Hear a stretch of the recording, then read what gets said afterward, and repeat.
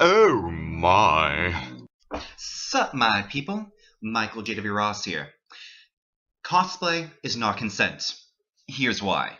Also, to make this video a bit quicker, I'm experimenting with jump cuts. So if something just seems off, like I'm in a different location or anything, just know that it's something I'm practicing.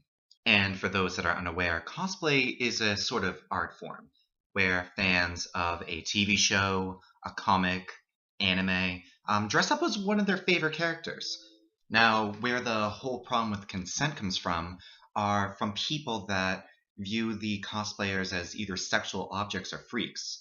Now, as someone that's cosplayed before, I've heard a lot of horror stories about how people have been molested, kidnapped, or attacked just because of from what they were wearing. Now, I'm just going to tell you guys a couple of the stories I've heard.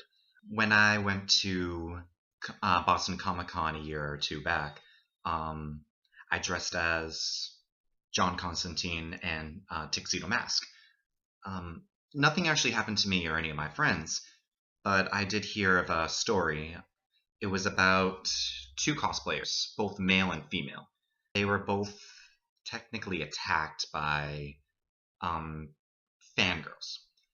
They ran up to both of them, glaunt them, that's the word a lot of people use, gave them hickeys, and the thing was, the cosplayers did not see it coming. They came from nowhere. They weren't even asked if they minded if they were hugged or any other touching. What I believe is if you were a cosplayer, you still have full rights over your body. It doesn't matter if you are in a public place. No one can touch you unless you give them permission. No one can take your photo unless you give them permission. I've seen a lot of pictures online that people take of cosplayers that they were taken from behind. They were literally ass shots, and a lot of them, I've seen a lot of poison ivies from Batman that are literally just ass shots or side shots. They were not aware of the photos that were taken, they were never asked permission, and they were put on some sort of perverted site. Now, don't ask why I was on those sites, I was literally looking at something else. But the fact that there are people like this, means no matter what you're dressed as, whether or not it's a sexual object or not, you still need to be careful.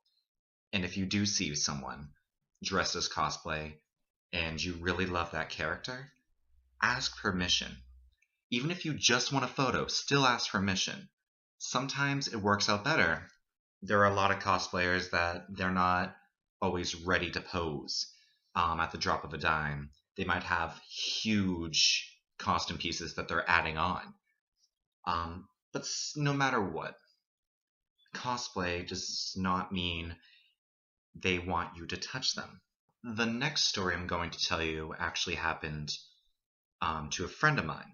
It had to do with the kidnapping aspect. He wasn't doing the kidnapping, he wasn't kidnapped, but he and one of his friends went to a convention, I believe it was Anime Boston, and there was a family of Pikachu and Pichu, which the fact that they had their kids dressed up as Pichu were entirely adorbs.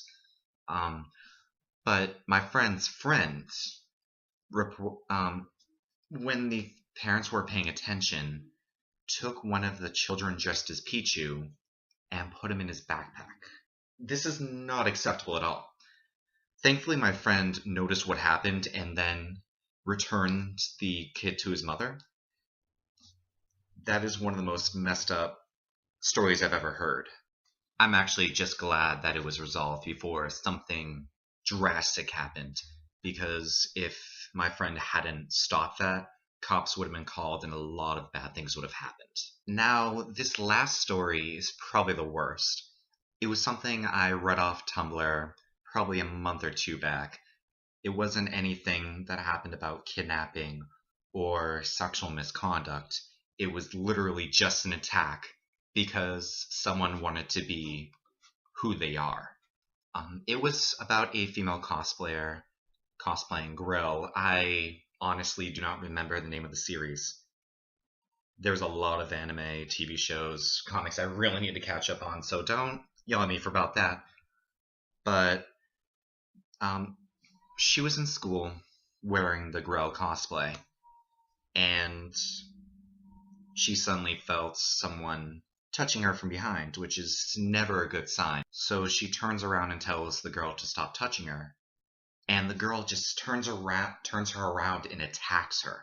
The cosplayer is okay, but what disgusts me is people's reactions that attend the school. They defended the attacker because they didn't agree with the cosplayer's lifestyle. Thankfully, one good thing that probably came from that is one, we realized people can be complete assholes just because they don't agree with something. Two, it actually brought more people together. It made some people realize some of the things they were doing were wrong. So if you didn't know any of the things that were happening to cosplayers in the world around us, then I hope that you learned something today. Now, that's probably where we're going to be ending things today. Um, this is my second video. I really want to be doing a lot more. I don't want to just be doing vlogs. I have a lot of ideas. Yeah, it's going to be mostly skit-based stuff that has something to do with some geekiness, because the world needs geekiness. I just wanted to say thanks, my people, for watching this. My brosifs, my lovelies. Any word you guys want to be called, I'm literally just pushing things around in my head. I'll have a question for you guys. If anyone wants to just type down in the comments down below, whether you are already a cosplayer or it's something you're interested in or something you've never even thought about doing, if you were going to do a cosplay, what would you do? Just type it down below. Give me a like if you like. I'll like you back. Just love. Subscribe if you want to see more. And good night. Oh my.